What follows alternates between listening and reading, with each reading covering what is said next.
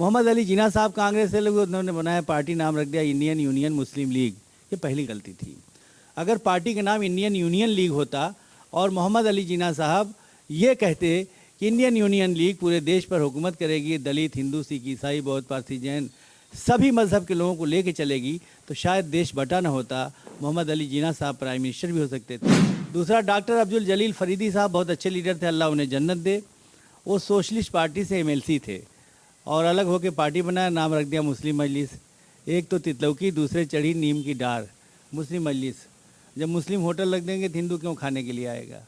मजलिस इत्तेहादुल मुस्लिमीन, एक तो बहुत बड़ा नाम है, दूसरे मुस्लिम लगा हुआ है, तो इस नाम की पार्टी कामयाब नहीं हो। जब पार्टी का नाम ही गलत रखा है तो ऐसी पार्टियों का अगर मुसलमान वोट देगा, चाहे एमआईएम हो चाहे कोई हो, तो मुस्लिम लीडरशिप को और सियासत को, समाज को नुकसान होगा। ये पार्टियां फ़ायदेमंद नहीं हैं। बीपी सिंह कांग्रेस से अलग हुए, नाम रखा जनता दल पार्टी बनाया। अगर ठाकुर पार्टी रख देते, हिंदू पार्टी रख देते, बात वही करते तो बीपी सिंह वज़ीर आज़म न बनते।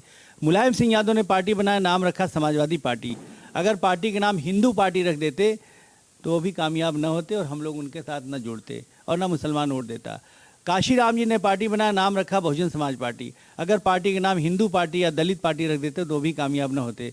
ममता बनर्जी ने पार्टी बनाया, नाम रखा तृणमूल कांग्रेस। हिंदू पार्टी रख देती तो भी मुख्यमंत्री न बनती। देश की सच्चाई सच छुपने नहीं देंगे। आदाब, मैं हूं हाफिज़ ग़ुलाम सरवर और आप देख रहे हैं देश की सच्चाई। लगातार मैं सफ़र में हूं और इन दिनों लखनऊ में हूं। और लखनऊ जब आया तो बड़ी मुश्किल से, बहुत पुराने हम लोगों के सियासी उस्ताद भी हैं और बहुत कुछ मैं इनके बारे में नहीं कहूँगा, लेकिन इतनी बात ज़रूर कहूँगा कि तारुफ़ के मोहताज नहीं हैं। मुल्क के कोने कोने में सफ़र किया है और तहरीकें चलाई हैं बहुत सारी, और भी ख़ास करके मुस्लिम सियासत को लेकर कैसे मैंने लीडरशिप जो अभी बहस में है। इस चुनाव में बार बार जब हम मुसलमानों के बीच जाते हैं तो ये सवाल खड़ा किया जाता है कि क़यादत अपनी क्यों नहीं खड़ी होगी। मैं समझता हूँ कि इस वक्त हिंदुस्तान में जितने चेहरे हैं उसमें जनाब अरशद खान साहब एक वाहिद चेहरा हैं जिन्होंने लगभग 13-14 साल सिर्फ इसी पर काम किया है। आज मुलाकात हो गई, खुशकिस्मती सर आपने वक्त निकाला, इसके लिए आपका शुक्रिया। सर, बड़ा सेंसिटिव इशू अब बन गया ये। चुनाव में हम लोग जा रहे हैं जब कवर करने, तो लोग ये सवाल बार बार उठाते हैं कि मुस्लिम क़यादत क्यों नहीं उभर कर सामने आती है, आखिर मुस्लिम लीडरशिप को डेवलप करने क्यों नहीं दिया जाता है। उसमें कई तरह की बातें लगातार आ रही हैं, लेकिन आपसे बेहतर इसका कोई जवाब दे नहीं सकता। मेरा भी यही सवाल है कि आखिर मुस्लिम लीडरशिप उभर कर सामने क्यों नहीं आ रहा। असल में हकीकत यह है कि हमने तो 20 साल तक पार्टी चलाया, नेशनल लोकतांत्रिक पार्टी। बसपा को बनाया हम लोगों ने, फिर नेशनल लोकतांत्रिक पार्टी चलाया। तो हमने पहले रिसर्च किया, हमने देखा कि मुसलमानों की लीडरशिप और पार्टी कामयाब क्यों नहीं होती। मुसलमान अपनी लड़ाई खुद नहीं लड़ते। जब अपनी लड़ाई नहीं लड़ेंगे और आप चाहेंगे कि आप लड़ाई दूसरे लोग लड़ दें, तो जो लड़ेगा लीडर वो बनेगा, और आप नहीं लड़ेंगे तो मसले भी आपके हल नहीं होंगे। इसलिए मुसलमानों का कोई मसला हल नहीं हुआ और ना कोई लीडर बना। मुसलमानों के मसले हुए, लीडर दूसरे लोग बने। जो लड़ाई लड़े लीडर बन गए और मुसलमानों के मसले भी हल नहीं हुए। दूसरा, मुसलमानों ने दूसरी कौमों की लड़ाई नहीं लड़ी। ये गलती ये किया, कभी बाबरी मस्जिद की, कभी उर्दू की, कभी शरीयत की, कभी कोई लड़ाई लड़ी। सिर्फ अपनी बात, हाँ, दलितों की, पिछड़ों की, आदिवासियों की नहीं लड़ाई लड़ी।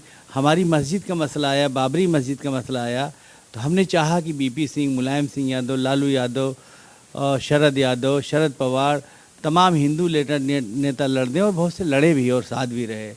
लेकिन कहीं मंदिर का मामला आया, कहीं गिरजा गुरुद्वारा का मामला आया, और आज भी दुनिया के बौद्धों का मठ वहाँ पर गया में बौद्ध, वो भी दूसरे लोगों के कब्ज़े में है। लेकिन मुसलमानों ने कभी दूसरों की लड़ाई नहीं लड़ी। तो जब हम दूसरों की लड़ाई नहीं लड़ेंगे तो दूसरे हमारे साथ कैसे खड़े होंगे। और जब तक दूसरी कौम किसी मुसलमान के साथ खड़ी नहीं होगी, तब तक इस मुल्क में मुस्लिम लीडरशिप सर्वाइव नहीं कर सकती, पैदा नहीं होगी। तीसरा, हमने देखा मुसलमानों ने पार्टी बनाया तो उसमें भी बहुत बड़ी गलती किया। उस बैरिस्टर से लेके इस बैरिस्टर पे गलती सबने किया। इंडियन नेशनल कांग्रेस पहले जब बनी थी तो वो पॉलिटिकल पार्टी नहीं थी। बाद में जवाहरलाल नेहरू ने उसे पार्टी बनाया। मोहम्मद अली जिन्ना साहब भी इंडियन नेशनल कांग्रेस में थे, वहाँ से अलग हुए। तो जवाहरलाल नेहरू ने जब पार्टी की शक्ल दिया तो उन्होंने मौलाना आज़ाद को बगल में खड़ा किया, जगजीवन राम को खड़ा किया, सिख को भी खड़ा किया, दलित और आदिवासी को भी खड़ा किया, तमाम कौमों को खड़ा किया और कहा कि इंडियन नेशनल कांग्रेस पूरे देश पे हुकूमत करेगी और देश के लिए और सभी कौमों के लिए काम करेगी। मोहम्मद अली जिन्ना साहब कांग्रेस से लोग उन्होंने बनाया, पार्टी नाम रख दिया इंडियन यूनियन मुस्लिम लीग। ये पहली गलती थी। अगर पार्टी का नाम इंडियन यूनियन लीग होता और मोहम्मद अली जिन्ना साहब ये कहते कि इंडियन यूनियन लीग पूरे देश पर हुकूमत करेगी, दलित, हिंदू, सिख, ईसाई, बौद्ध, पारसी, जैन सभी मज़हब के लोगों को लेके चलेगी, तो शायद देश बटा न होता, मोहम्मद अली जिन्ना साहब प्राइम मिनिस्टर भी हो सकते थे और आज ये दुर्दशा ना होती। पहली गलती हुई इंडियन यूनियन मुस्लिम लीग, और उन्होंने स्लोगन दिया मुस्लिम हो मुस्लिम लीग में आओ, यानी उन्होंने इस्लाम भी मुसलमानों के लिए कर दिया, मुसलमान भी मुसलमानों के लिए कर दिया, पार्टी मुसलमानों के लिए बनाई, दूसरों से कोई मतलब नहीं था। तो ये पहली गलती थी। उसके बाद सेपरेट, इसको बोलते हैं सेपरेट पॉलिटिक्स एक हो गया, इलाहदगी पसंद। बहुत गलत, नाम ही गलत रख दिया। तमाम कौमों की बात करते तो शायद वो वज़ीर आज़म भी बनते और देश न बढ़ता और आज ये दुर्दशा न होती। दूसरा, डॉक्टर अब्दुल जलील फरीदी साहब बहुत अच्छे लीडर थे, अल्लाह उन्हें जन्नत दे। वो सोशलिस्ट पार्टी से MLC थे और अलग होकर पार्टी बनाया, नाम रख दिया मुस्लिम मजलिस। एक तो तितलौकी, दूसरे चढ़ी नीम की डार, मुस्लिम मजलिस। जब मुस्लिम होटल लग देंगे तो हिंदू क्यों खाने के लिए आएगा, इसलिए वो भी फेल हो गई। मजलिस इत्तेहादुल मुस्लिमीन, एक तो बहुत बड़ा नाम है, दूसरे मुस्लिम लगा हुआ है, तो इस नाम की पार्टी कामयाब नहीं हो सकती। इतनी भी समझ नहीं कि पार्टी बनाना है डेमोक्रेटिक सेटअप में, तो नाम ऐसा हो कि सारे लोग आ जाएं। BP सिंह कांग्रेस से अलग हुए। ये बात आप भी तस्लीम करते हैं कि सबको समाहित करने का प्रयास नहीं किया गया? बिल्कुल नहीं किया गया, और किया भी तो किसी ने करने की कोशिश किया, तरीका सही नहीं रहा। फिर BP सिंह कांग्रेस से अलग हुए, नाम रखा जनता दल पार्टी बनाया। अगर ठाकुर पार्टी रख देते, हिंदू पार्टी रख देते, बात वही करते तो BP सिंह वज़ीर आज़म न बनते। मुलायम सिंह यादव ने पार्टी बनाया, नाम रखा समाजवादी पार्टी। अगर पार्टी के नाम हिंदू पार्टी रख देते तो वो भी कामयाब न होते और हम लोग उनके साथ न जुड़ते और न मुसलमान वोट देता। काशी राम जी ने पार्टी बनाया, नाम रखा बहुजन समाज पार्टी। अगर पार्टी के नाम हिंदू पार्टी या दलित पार्टी रख देते तो भी कामयाब न होते। ममता बनर्जी ने पार्टी बनाया, नाम रखा तृणमूल कांग्रेस। हिंदू पार्टी रख देती तो भी मुख्यमंत्री न बनती।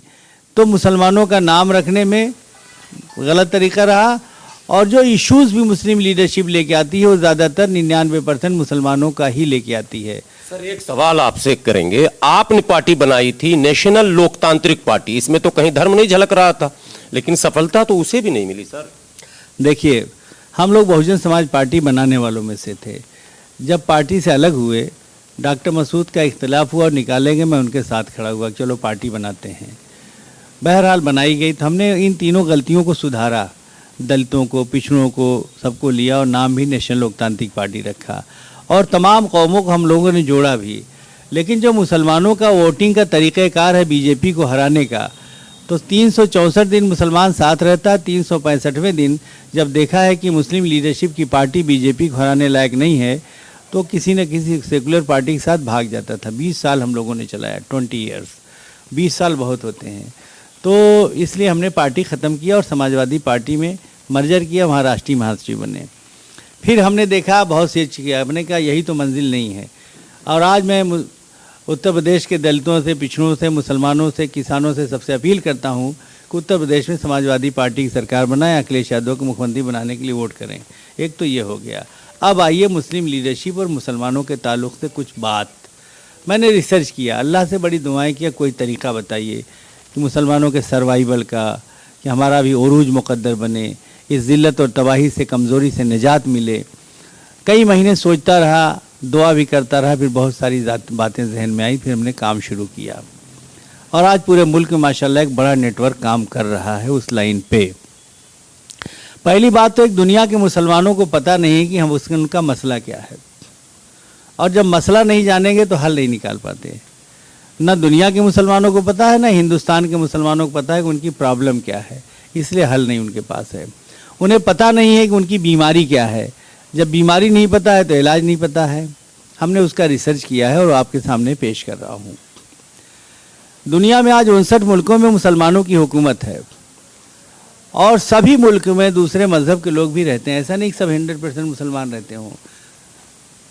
सभी दुनिया के मुस्लिम मुल्कों में गैर मुस्लिम भी रहते हैं, दूसरे मज़हब के लोग रहते हैं, और हर मुल्क में गैर मुस्लिमों के साथ दूसरे मज़हब के साथ मुस्लिम हुक्मरान अच्छा बर्ताव करते हैं, बराबरी का बर्ताव करते हैं, इंसाफ करते हैं। ये एक अच्छाई है जिसे हम दुनिया के सामने पेश कर सकते हैं। हमें नाज है कि 59 मुल्कों में आज हमारे पास हुकूमत है। उन मुल्कों में दूसरे मज़हब के लोगों के साथ इंसाफ किया जाता है, बराबरी दी जाती है। और पूरी दुनिया में कहीं भी कोई कुदरती मुसीबत आती है, बाढ़ हो, जलजला हो, सूखा हो, कोई बीमारी हो, तो मुस्लिम लोग मुल्क मदद करते हैं दिल खोल कर। हाँ, ये बात अलग कि बेवकूफ़ी में ढिढोरा नहीं पीटते जो पीटना चाहिए, क्योंकि आप अच्छा काम करें तो दुनिया को पता भी लगना चाहिए। मार्केटिंग नहीं हो रही है। हाँ, आप अच्छा काम करें, दुनिया को पता लगना चाहिए कि आप अच्छा काम कर रहे हैं। तो अभी हिंदुस्तान में जब कोरोना की सेकेंड वेव आई और लाखों लोग रोज़ मरने लगे ऑक्सीजन और गैस सिलेंडर कमी से, तो पहला मदद का जहाज़ सऊदी अरब का आया। ईरान ने, तुर्की ने, मिस्र ने, दुनिया के तमाम मुस्लिम मुल्कों ने भारत जैसे बड़े मुल्क की मदद किया। इसी तरह पूरी दुनिया में मुस्लिम मुल्क मदद करते हैं और अपने मुल्क में दूसरे मज़हब के लोगों के साथ इंसाफ करते हैं। इन तमाम अच्छाइयों के बाद भी मैं दुनिया के मुसलमानों से, हिंदुस्तान के मुसलमानों से एक सवाल करता हूँ, एक मुस्लिम बादशाह, प्राइम मिनिस्टर, राष्ट्रपति के नाम बताइए जो दुनिया के दूसरे मज़हब के लोगों में पॉपुलर हो। कोई नहीं है। जी तुर्की से लेके ईरान तक, अरब से लेके पाकिस्तान तक, दुनिया के किसी भी मुल्क, मुस्लिम मुल्क में, दुनिया के किसी मुस्लिम मुल्क के एक लीडर का नाम बताइए, एक बादशाह, प्राइम मिनिस्टर का नाम बताइए जो दुनिया के दूसरे मज़हब के लोगों में पॉपुलर हो। जो आए तो उसको सुनने के लिए लाखों हिंदू आए, जो आए तो उसको सुनने के लिए 1,50,000 दलित आदिवासी आए, जो आए तो उसको सुनने के लिए 1,50,000 यहूदी और ईसाई आए, जो आए तो उसको सुनने के लिए सिख आए, दूसरे मज़हब के लोग उसे सुनने के लिए आए। कोई एक ऐसे लीडर का नाम बताइए। इब्राहिम लिंकन और नेल्सन मंडेला जैसा फेस नहीं बन पा रहा कोई। कोई नहीं है, कोई नहीं है, सदियों में नहीं पैदा हुआ कोई मुसलमान लीडर। ऐसे ही लीडर की मुसलमान ज़रूरत है। उसे फार्मूला भी हम आज आपको भी देंगे। अभी 3 महीने पहले दुनिया के ईसाइयों के मजहबी पेशवा पोप ईरान, इराक और यूएई के दौरे पर आए थे। उनका दौरा बड़ा दुनिया मशहूर हुआ, चर्चित हुआ। लाखों मुसलमानों ने तीनों मुल्कों में, ईरान में, इराक में, यूएई में पोप का वेलकम किया। शानदार। जाहिर है ईसाई होने के नाते मुसलमानों ने उनका वेलकम नहीं किया होगा। पोप की कोई अच्छी बात, अच्छा प्रोग्राम, कोई अच्छी सोच होगी जो मुसलमानों को पसंद आई होगी, जिसकी बुनियाद पर मुसलमानों ने उनका शानदार वेलकम किया। मजहबी नुक्ते नज़र से नहीं किया होगा, सवाल ही नहीं पैदा होता। फिनारे जहन्नुम पढ़ने वाली कौम कैसे करती जो है। लेकिन दुनिया में किसी भी मुल्क में हमारे किसी मजहबी पेशवा का कहीं इस तरह से दूसरे मजहब के लोग वेलकम करते नजर आते हैं? क्या दुनिया में कोई एक भी मजहबी पेशवा हमारे पास है? अरब से लेकर ईरान तक, तुर्की से लेकर मिस्र तक, हिंदुस्तान से लेकर पाकिस्तान तक, दुनिया के किसी भी मुल्क में एक मजहबी पेशवा के नाम बताइए मुसलमानों के जो दुनिया के दूसरे मजहब के लोगों में पॉपुलर हो, या जाए तो उसका इस्तेकबाल करें। वो 1000, 2000, 5000, 10,000, 20,000, 50,000, 1 लाख दूसरे मजहब के लोग उसे सुनने के लिए आए। ऐसा कोई मजहबी पेशवा हमारे पास नहीं है। तो गलती दूसरे मजहब के लोगों की नहीं है, गलती हमारे मजहबी पेशवाओं के पास है कि उनके पास दूसरे मजहब के लिए, दुनिया की भलाई के लिए कोई ऐसा प्रोग्राम नहीं पेश कर पा रहे हैं जो दुनिया के दूसरे लोगों को पसंद आए और दुनिया उनका वेलकम करे खड़ी होकर। अब आइए हिंदुस्तान में। पूरी तरह से हिंदुस्तान में बहुत मुस्लिम लीडर हैं। आज भी कम से कम 50-60 मुसलमान मिनिस्टर हैं इंडिया में। हर स्टेट में मुसलमान मिनिस्टर हैं, एमपी हैं, मिलने हैं, राज्यसभा में हैं, विधानसभा में हैं। बहुत मुस्लिम लीडर हैं और सभी सेकुलर हैं, क्योंकि सबके नेता हिंदू, इससे बड़ा सेकुलरिज्म क्या होगा। हमारे नेता अखिलेश यादव हैं, किसी के नेता लालू यादव हैं, किसी के नेता ममता बनर्जी हैं, किसी के नेता शरद पवार हैं, किसी के नेता शरद यादव हैं, किसी के नेता सोनिया गांधी, राहुल गांधी, किसी के नेता कोई है। मतलब इससे बड़ा सेकुलरिज्म क्या होगा। सब सेकुलर हैं। लेकिन मैं हिंदुस्तान के मुसलमानों से और आपसे भी सवाल करता हूं कि एक मुस्लिम लीडर का नाम बताइए जो अपनी पार्टी, अपनी विधानसभा, लोकसभा से हटकर 2000 हिंदू अपने नाम पर इकट्ठा कर ले। हिंदुस्तान के एक मुस्लिम लीडर का नाम बताइए जो अपनी पार्टी, अपनी विधानसभा, अपनी लोकसभा से हटकर 2000 हिंदू कहीं अपने नाम पर इकट्ठा कर ले। मुश्किल कोई नहीं। 1000-2000 दलित अपने नाम पर इकट्ठा कर ले, 1000-2000 सिख अपने नाम पर इकट्ठा कर ले, 1500 ईसाई अपने नाम पर इकट्ठा कर ले, नहीं है। इसीलिए जब हिंदुस्तान में किसी भी शहर में दंगा होता है तो मुसलमान अकेला पड़ जाता है, कोई साथ नहीं। प्रधानी में थोड़ा बहुत वोट मिलता है क्योंकि सदियों से रिश्ते हैं और ताल्लुकात की बुनियाद पर। बाकी ज़िला पंचायत में नहीं के बराबर मुसलमानों को वोट मिलता है, चाहे किसी भी पार्टी से लड़े। विधानसभा लोकसभा में जिस पार्टी से लड़ता है कुछ उसका वोट अपना वोट मिलाकर जीतता है, और मुसलमान के लड़ने पर ज़्यादातर ये होता है कि 5000-10,000 वोट घट ही जाता है। मैं अरशद खान पूरे देश में प्रोग्राम चला रहा हूँ। एक हमने मदर टेरेसा फाउंडेशन तंजीम बनाई है, हमारा बड़ा बेटा डॉक्टर मोहम्मद नासिर खान उसका ऑल इंडिया चेयरमैन है, जो पूरे हिंदुस्तान में जिसका नेटवर्क है। अभी हमने 10 मार्च 2021 को कानपुर में मदर टेरेसा फाउंडेशन के बैनर तले सिख सम्मेलन किया था, जिसमें मैं चीफ गेस्ट था और 2000 से ज़्यादा सिख मुझे सुनने के लिए आया था। और मैं हिंदुस्तान के किसी भी शहर में, दिल्ली में, रांची में, बम्बई में, जहाँ चाहूँ सिख सम्मेलन करूँगा तो 1000-2000 सिख अरशद खान को सुनने के लिए आएगा। मैं दिल्ली से लेकर कानपुर जहाँ भी चाहूँ ईसाई सम्मेलन करूँ तो 1500 ईसाई भी अरशद खान को सुनने आएगा। हिंदुस्तान में झारखंड में हम गए, 60% दलित आदिवासी आए। अभी पिछले साल गुजरात में मेरा प्रोग्राम था, मोदी जी अमित शाह के गुजरात में 2 जनवरी को सूरत में प्रोग्राम था, जिसके वीडियो और फोटो सब मौजूद हैं। 60% हिंदू, 40% मुसलमान थे। 4 जनवरी को आनंद में प्रोग्राम था, जहां सरदार वल्लभ भाई पटेल पैदा हुए। चीफ गेस्ट मैन था, 90% हिंदू, 10% मुसलमान थे। 5 जनवरी को मणिनगर अहमदाबाद में मेरा प्रोग्राम था, जहां बहुत दंगा हुआ। 90% हिंदू, 10% मुसलमान थे। और अभी आफ्टर इलेक्शन हम चलेंगे गुजरात, मेरे साथ चलिए। गुजरात के जिस शहर में जिस जगह प्रोग्राम होंगे आपको 60, 70, 80, 90% हिंदू मिलेंगे, 10, 15, 20% मुसलमान मिलेंगे मेरे प्रोग्राम में। दाढ़ी भी है, टोपी भी है, लेकिन उनकी भलाई के लिए कोई प्रोग्राम है। सर 2 सवाल लास्ट। एक ये कि मुस्लिम लीडरशिप को, आपने सारी बातें लगभग बता दी हैं, उनके समझ में, सबको समझ में आनी चाहिए। मुस्लिम लीडरशिप को क्या पैगाम देंगे? और अब चूंकि वोट है और आप तो लीडर हैं समाजवादी पार्टी के, आप कद्दावर लीडर हैं, तो मुस्लिम वोटरों को जो तजब्जुब का शिकार है इस वक्त, उसको क्या पैगाम दें?